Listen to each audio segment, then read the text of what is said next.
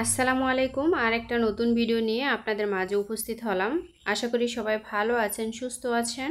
আমিও আলহামদুলিল্লাহ ভালো আছি। আজকের ভিডিওটি দেখতে থাকুন। দেখতে দেখতে যদি ভালো লেগে যায় তাহলে আমার সাথেই থেকে যাবেন। আজকের ব্লগটি শুরু করেছি সকাল থেকেই। যেহেতু সকালবেলা ঘুম থেকে উঠি অনেক কাজকর্ম করি, তো সকাল থেকে শুরু করলেই কিন্তু ব্লগটা খুব সুন্দর হয়। তারপরেও কিন্তু মাঝে মাঝে একটু ব্যতিক্রম হয়ে যায়। তো যাই হোক, সকালবেলা ঘুম থেকে উঠিয়ে দেখি যে ড্রাগন গাছের ফুলটা একদম ফুটে আছে। যেহেতু একটু বৃষ্টি হয়েছে, ভেবেছিলাম বৃষ্টির আগেই একটু ভিডিও করে নিব, তো বৃষ্টি হওয়ার কারণে আর ভিডিও করতে পারিনি। আর বৃষ্টি হওয়াতে ফুলটা একটু নরম হয়ে যায়। দেখতেই পাচ্ছেন বৃষ্টির পানিগুলো পাপড়িতে ফোঁটা ফোঁটা হয়ে আছে। আমি হাত দিয়ে একটু ফেলে দিচ্ছিলাম, মানে মজা করছিলাম। ভীষণ ভালো লাগে আসলে বৃষ্টির এই ফোঁটা ফোঁটা পানিগুলো, সত্যি ভীষণ সুন্দর। শীত কেটে যাওয়ার পরে প্রথম দিকে যখন নতুন নতুন বৃষ্টি হয় তখন কিন্তু বৃষ্টিতে ভিজতে ভালো লাগে, বৃষ্টির পানিগুলো খুবই ভালো লাগে। তো বৃষ্টিকে ভালোবাসে না এমন কেউ নেই, আমার কাছে মনে হয় যে সবাই ভালোবাসে, তবে অতিরিক্ত বৃষ্টি হলে তখন আর ভালো লাগে না। যাই হোক, আমাদের বাড়িতে কাঁঠাল গাছ রয়েছে, অনেকটি ভিডিওতে আমি শেয়ার করেছি। কাঁঠাল গাছের নিচে এসে দেখি যে মাশাআল্লাহ এখানে দুইটা কাঁঠাল পেকে আছে। তো এর আগেও কিন্তু এখান থেকে কাঁঠাল নিয়েছিলাম, খেয়েছিলাম, কিন্তু শেয়ার করিনি।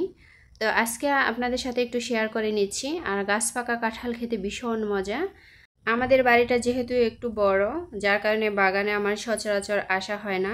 আর বৃষ্টি আসার পর থেকে একদম আসা বন্ধই হয়ে গেছে বলতে পারেন। তো এখানে কিছুদিন পরেই এসেছি, এসেই দেখি যে মাশাআল্লাহ কাঁঠালগুলো পেকে আছে।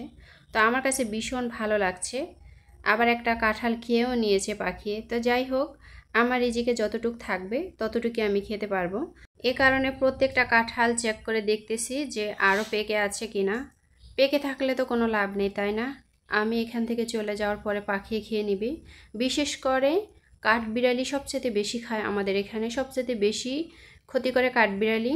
যেরকম নারিকেল তেমনি কাঁঠাল। নারিকেল যখন একদম কচি থাকে, মানে ডাব থাকে, তখন কিন্তু একদম ছিদ্র করে পানিটা খেয়ে নেয়। জানি না ওদের কতটুকু শক্তি আছে। তো সব সময় কিন্তু কাঠবিড়ালি এরকমই করে, কারণ ওরা তো সব সময় গাছে থাকে। আর ওরাই বা কী খেয়ে বাঁচবে বলেন? ওদের রিজিক আল্লাহ তাআলা এখানেই রেখেছে, তাই না? এখন যে ছোট ছোট জংলাগুলো দেখতে পাচ্ছেন, এগুলো দেখতে কিন্তু জংলার মতো। আসলে এগুলো এক ধরনের ঘাস, কিন্তু আবার এক ধরনের ফুলও বলতে পারেন। প্রশ্ন থেকেই যায় যে কেমন ফুল, ফুলের নাম কি? আসলে এই ঘাসে না ছোট ছোট ফুল ফুটেছে, ফুলগুলো দেখতে ভীষণ ভালো লাগছে। আমি হাত দিয়ে একটু মজা করছিলাম। আর এগুলা এরকম, মানে একদম ফুরফুরা লাগছে, হাতের সাথেও মিশছে না, কেমন যেন। আসলে এগুলোর নামও আমি জানি না। আমাদের বাড়ির রাস্তার পাশের অংশটা কিন্তু ওয়াল দেওয়া, তো গেট দিয়ে ঢোকার সময় কিন্তু এই ফুলগুলো চোখে পড়ে, যার কারণে একটু ভিডিও করে নিচ্ছিলাম। এবার দেখতে পাচ্ছেন ছোট ছোট মুরগির বাচ্চা। আমি যেহেতু গ্রামে বসবাস করি, আমি অনেক ভিডিওতে বলি যে আমি হাঁস মুরগি পালন করি। তো সকালবেলা ঘুম থেকে উঠি কিন্তু হাঁস মুরগি ছেড়ে দেওয়ার সাথে সাথে কিন্তু বাহিরে চলে যায়। আর এখানে ছোট ছোট কিছু মুরগির বাচ্চা রয়েছে। তো এই মুরগির বাচ্চাকে আমি সব সময় ন্যাচারাল খাবার দেওয়ার চেষ্টা করি। বিশেষ করে বাড়িতে যেহেতু প্রচুর ঘাস রয়েছে, পোকামাকড় রয়েছে, যেহেতু বাড়িটা একটু বড়, তো বিভিন্ন কিছু পচে গেলে পাতা বা যাই বলেন না কেন, গাছের ডাল, তো সেখানে কিন্তু অনেক পোকামাকড় হয়। তো ওরা কিন্তু সব সময় সেখান থেকেই খাবার খেয়ে নেয়। তারপর আমি মাঝে মাঝে ধান বা চাল বা ভাত বা তরকারি যখন অবশিষ্ট থাকে সেগুলো দেওয়ার চেষ্টা করি। তো সেগুলোই ওরা মজা করে খেয়ে নেয়, আমার ভীষণ ভালো লাগে। ভিডিওর শুরুতে দেখতে পেয়েছিলেন আমি গাছ থেকে দুটা কাঁঠাল পেড়ে নিয়েছি, একদম পাকা কাঁঠাল। তো এই কাঁঠালটা কিন্তু এর আগে অন্য একটা গাছ থেকে পেড়ে নেওয়া, এটা তখন ছিল কাঁচা। তো কাঁচা কাঁঠাল পেড়ে ঘরে রেখে দিলে কিন্তু পেকে যায়, এটা অনেকেই জানেন।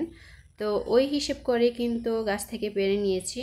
তো এখন যে অন্য একটা গাছে দুইটা কাঁঠাল পেকে যাবে সেটা তার আমি জানি না, তাই না? তো এখন ঘরে এসে দেখি যে ঘরের কাঁঠালটাও পেকে গেছে। তো এই কাঁঠালটাই মূলত এখানে ভেঙে নিচ্ছি। আর আমার কাছে সবচাইতে কাঁঠালের যে কোষগুলো শক্ত হয় সে কাঁঠাল খেতে সবচাইতে বেশি ভালো লাগে। আসলে কাঁঠালের কোষগুলো কি ছিল খুবই নরম, তারপরও কাঁঠালটা ছিল খুবই মিষ্টি।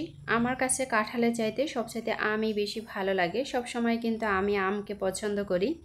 অনেক আপুদের ভিডিওতে দেখি যে আপুরা কিন্তু তাই বলছে আমার মতো। আমি মাঝে মাঝে বলি যে জাতীয় ফল কাঁঠাল না হয়ে যদি আম হতো তাহলে কতই না ভালো হতো, তাই না? এখানে কিছু হেলন ভেজে নিয়েছি। আমাদের ক্ষেতের যেহেতু ডাল, তো এগুলো কিন্তু নিজেরাই বাড়িতে খোসাটা ফেলতে হয়, যার কারণে কিন্তু একটু হালকা ভেজে নিতে হয়, না হয় খোসাটা ফেলতে খুব কষ্ট হয়ে যায়। তো আমি কিছুদিন পরে পরে দেখা যায় 2 কেজি অথবা 3 কেজি ডাল একত্রে ভেজে তারপর খোসাটা ফেলে রেখে দেই। আর এরকম রেখে দিলে হয় কি রান্নার সময় আর কোনো কষ্ট হয় না। তো আজকে আমি সজনে ডাঁটা দিয়ে ডাল দিয়ে রান্না করব। অনেকের কিন্তু খুবই প্রিয় খাবার, আমিও কিন্তু সজনে ডাঁটা ভীষণ পছন্দ করি। বিশেষ করে ডাল দিয়ে রান্না করলে আমার কাছে সবচেয়ে বেশি ভালো লাগে। আমার বাড়িতে যেহেতু সজনে গাছ রয়েছে আলহামদুলিল্লাহ, আমি প্রায় সময় সজনে ডাঁটা খেতে পারি। সেই সাথে সজনের যে পাতা, এই পাতাটাও কিন্তু মাঝে মাঝে ভর্তা করে খাই, ভীষণ ভালো লাগে। এখানে আমি কিছু বরবটি কেটে নিয়েছি, একটু বড় বড় করে কেটে নিয়েছি যেহেতু ভর্তা তৈরি করব। আর বরবটির ভর্তা খেতে কিন্তু ভীষণ ভালো লাগে, একদম সিমের ভর্তার মতো। যখন সিম গাছ ছিল তখন কিন্তু সিমের ভর্তাটা খেতাম, এখন কিন্তু বরবটির ভর্তাটা ঠিক সিমের ভর্তার মতোই লাগে। যদিও হালকা একটু ব্যতিক্রম, তবে যে কোনো ধরনের ভর্তা খেতে আমার ভীষণ ভালো লাগে। আর যেদিন আমি ডাল রান্না করি সেই সাথে আমার ভর্তাটা থাকতেই হয়, না হয় ভাজি। অনেকে বলে গরম ভাতের সাথে ভর্তা সবচাইতে বেশি ভালো লাগে, আমার কাছেও কিন্তু তাই। তবে এখন যেহেতু গরমকাল, সকালবেলা কিন্তু আমাদের পান্তা ভাতটাই সবচাইতে বেশি খাওয়া হয়। আর এই পান্তা ভাতের সাথে যদি থাকে ভর্তা, তাহলে তো তুলনাই হয় না, আমার ভীষণ পছন্দ। আমি যেহেতু দিনের বেলা ভয়েস দিচ্ছি, যার কারণে পাখির একটু কিচিরমিচির আওয়াজ শোনা যায়। আমার বাড়ি যেহেতু গ্রামে, জানেন তো পাখিরা কিন্তু গ্রামেই সবচেয়ে বেশি থাকে। তো এখানে আমি বরবটি সিদ্ধ করে নিয়েছি, সেই সাথে লাল মরিচ। তো আজকের ভিডিও এখানেই শেষ। আসসালামু আলাইকুম, আল্লাহ হাফিজ।